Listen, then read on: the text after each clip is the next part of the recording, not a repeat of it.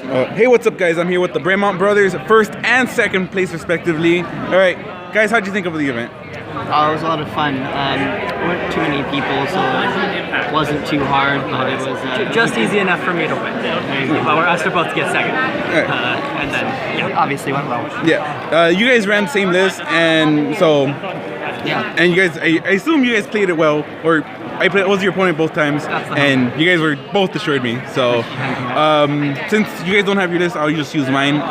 It's card for card. So with gold Evogen. What do you guys think about this card? It's the best card in the deck, so this is really the thing that makes it function. This card's an auto 2-for-1. If you played Magic, it plays like Siege Rhino, where it's just like insane value on one card. It's really a large part of the mirror too, because you want to play your Jins second and get their resonators out. It's a huge source of card advantage. Definitely one of the cards that really makes this like turbo flip story Scheherazade function. I feel like this card was super underrated when people first were kind of building Scheherazade. Like this card didn't really get into some people's lists, but it really is one of the cards that really makes the deck tick. Right. And I think the -4 life was a lot bigger of an impact in mirrors than I thought it was going to be, as far as because Final Battle is an interesting card where you need them to be below 20 health, and so if you hit them with one patrolling doll and 2 of those, they're below the 20, which is a lot better than I thought it was going to be. I mean, 2 of them is 800 damage, which is nuts. Like that stops Final Battle right there. And that was a 4-of, right? Yeah. We have patrolling draws. What do you guys think of this one? So it's just a body. It's just a 3-mana 11, no text. You actually just never don't have Legend 2, because when your stories, 2 of them are usually useless in every game. So like in Scheherazade Mirrors, you have Powerless Dracnoid and the one that exiles graveyards are usually just face up constantly. So it's just a 3-mana 11/11 with quick cast. That's a valuable body, but it doesn't really do much more than that. And then cleansing dolls. So you got 1 cleaning doll. It hits shackles sometimes. It's just kind of a techie card deal in there. It comes out of Scheherazade Mirrors all the time though, which is like 100%. So basically just for non-Scheherazade list, but immediately comes out after. Yeah, the only card I sideboard ever against Scheherazade was this into a Final Battle, and that's it. Right. Third Final Battle, didn't bring that out. And then 1 Eve. So your ruler on the backside, if it has Legend 5, it searches the deck for a doll and puts into play. So you want this here as just a 1-up to like randomly kill something when it enters. So like in the Scheherazade Mirror, you want to flip second, so that after they flip and they get their board, you can flip, get rid of their board and get that and tuck it all away, so that your board's just automatically bigger than theirs. So that's why you have the 1 of it. Severing Winds? Yeah, it's one of the best cards in the game. I don't know if we need to talk more about it. This is 4-of, right? Yep, casts it, cancels things, it's insane. Final Battles? So we're playing 2 of this card because multiples of it gets pretty bad. You can't cast it versus Keurig. Right, you can't cast it versus Keurig, which is one of the more popular like other decks out there.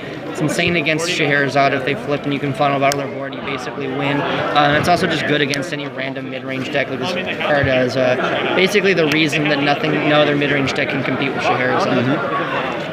We have Ruined Stories. Also, just one of the cards that just makes the deck tick. All 4 modes are insane. You have 1 in your extra deck and 3 in here. Against Scheherazade, sometimes just flipping down stories and just getting that attrition value going is really important. Against like Keurig's, the Council spell and Banish the Resonator is important. All 3 modes are valuable. You also really want to get all 5 of your Legend with this guy extremely fast. Right. And that means you're not using your Scheherazade ability, and this lets you reuse the ability after getting Legend 5. Yeah, that's also important. Laureate. Also just one of the better cards in the game. There's a lot of relevant things that it hits. Obviously the Scheherazade enters are all important. And then against Keurig, you can strip their God's Art or their ability to go up counters on the backside. It also just randomly hits a lot of other things, notably other Lorites, but sometimes you can hit Evil Genie's discard effect and then just sack him to make it so that you don't quite go down as many cards as you otherwise would, especially since you're probably discarding the Lorite anyway to the Genie. Just watch out for True Blade, because if you try, I tried that play once, and then my guy got True Blade, and then you have to stack anyway. It sucks. Yep. Yeah. So next is Fairy Spell. You want to talk about this one, Tay? Oh yeah, it's a counterspell for 1 green. Yeah, it's insane. All right, we're good? Yep. Eve? Another body. 2 mana 10/10. It's broken. 2 mana 10/10 with quick cast. Like this card is just like the body is insane. Like nothing competes with it at its mana cost. It does get True Bladed, which is fine, but like even that's not that big of a deal. It gets double True Bladed, which means like what are they doing with their turn, right? Right. If there's like I'm gonna spend this turn double True Blading and basically folding to Severing Winds at that point. because then not because you're going to you're not going to sever the second True Blade, but it means they can't cast anything else. Next is one variant effigy. Yeah, so you play one of this card. This card's a little more underwhelming than I was hoping it would be. Really, the best part. So this effect never triggered. I never triggered it once the whole It is tournament. just a better patrolling doll to get off your judge. Right, so you judge and you get a 13-13, which is a little harder to final battle, and that's the only thing. I have never seen this effect actually go off. So regular effigy is good enough, right? Well, I wouldn't say this is strictly better. This is better, but if like you it's want to be not- like super mid maxi, I would. I wouldn't. I'd play this, and if I didn't have the variant, I'd run just two play of it- these guys. Yeah, two of that, or even a fourth patrolling doll, because this is just +2/+2 on a patrolling doll otherwise. But patrolling doll's slightly less dead in your hands, so like if you don't have a variant effigy, which a lot of people don't, you either play one more of this or one more of that. True Blade. This card actually is insane. Like, so when I was looking at this card, I was thinking like the meta's kind of evolved to where like people aren't really playing a whole lot of targets for it. Like people aren't playing as many Sacred Elves, but it randomly hits Tamas that block. It randomly hits Lorites that block. Sometimes you can use two of it to just kill Storyless Naive. So like even these decks that like don't look like they're super True Blade weak, it still just does random things against. It also is just great against Keurig because we're playing 4 Tama, and so if you have a Tama on the board, this kills Piggy and Sylvia, which are important parts of the Keurig deck. So like you want to play 4 of that, and then also it just randomly hoses like garbage. Real Fox. Anyway, well, yeah, not a real deck, but like there was a Fox here, then and it just couldn't even stand up to True Blade. So I was questioning True Blade for a while until I realized that it doesn't hit a lot of relevant things, but this hits this and the sack outlet on that hit every relevant thing that isn't getting sacked by this. The only things that these don't stop are Tamas and crap, and this stops that. So this makes those kill spells for anything. This clears the board, that gets the relevant. Yeah, that's also very relevant. So very synergistic with those two, right? Yeah. Thomas? Combos with the True Blade, as I said, but it's also just a great one-mana play. It's also, there's a lot of sack effects like in the Sherry Mirror, like these two. So sometimes just having a Tama on the field, it replaces itself, and you can also sack it to sack effects. And you guys ran 2 Vanishes, right? Yeah, so Vanish, when you get late enough, you want to be able to judge with 3-ups to cancel the final battle.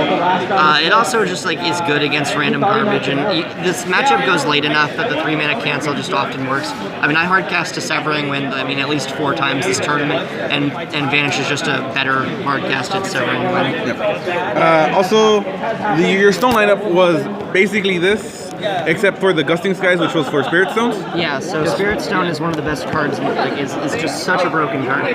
Like, part of the reason we're playing white in our sideboard and not our main board is just because there's so much value playing that Spirit Stone. Just going late game, just after you have more stones than you'll ever need, just randomly drawing a bunch of cards, like often actually just wins the game. For free. It's a no card to play, free essentially, draw 4. Yeah. And this was your extra 1 evil element uprising for random things, but it also like I never cast. I actually cast it against Fox once. Like it just gets random decks, but it's not. Yeah, you can like. It's one of those cards like the other ones you can run. Oftentimes you're casting and not playing them. But the thing about this one is you can play it still. Like there'll be times where I'll flip it, and like if it would have been the doll one, you never cast that. But when you flip this one, you have 1 black open. They have a True Blade in their yard. You're like, hey, what the heck, right? Yeah. Powerless Dragonoid? Yeah, we were a little more scared of Keurig than we were in Minnesota. So the Minnesota list played Last Days of a doll or whatever instead of this. But now that Keurig is a little bit more popular, we wanted to play that instead. Also, randomly this hits Precious Leap, which is kind of cool. All right. Yeah, against AU. yeah. Which, what if there was AU? No, yeah, that's real. There was Approaching the Truth, just One of the best stories everyone's playing it. Draw cards. card agony. Yeah, good against AU, but also just one of the playable ones. It says draw a card on it, which is pretty So brutal. something this tournament, which I learned from you, I think. I learned from you and then did like multiple times, was this can hit your own freaking resonator. Yeah, which is cancel, insane. Cancel miscalculation. Oh no, or just draw 2 cards of Tama. You play Tama, draw, turn 2, attack with Tama. This is basically an extra Approaching the Truth. Draws you another even card. cuter, it cancels miscalculation. No, you can also play this after you attack and deal damage. You draw. What? So Really? yes. Yeah, look at that. 100%. There's also Ruined Stories because again, Yeah, we talked about that. really good card. All right, so congratulations. You guys have any shout outs? Anything else? Shout out to Team Outer World. They really created this deck in the first place. We're playing basically almost exactly that list with a few changes after the Minneapolis meta. That's about it for me. Yeah, shout out to my wife. Thanks for supporting me. Aww. That's cute. All right. Thank you for your time, guys. See you guys later.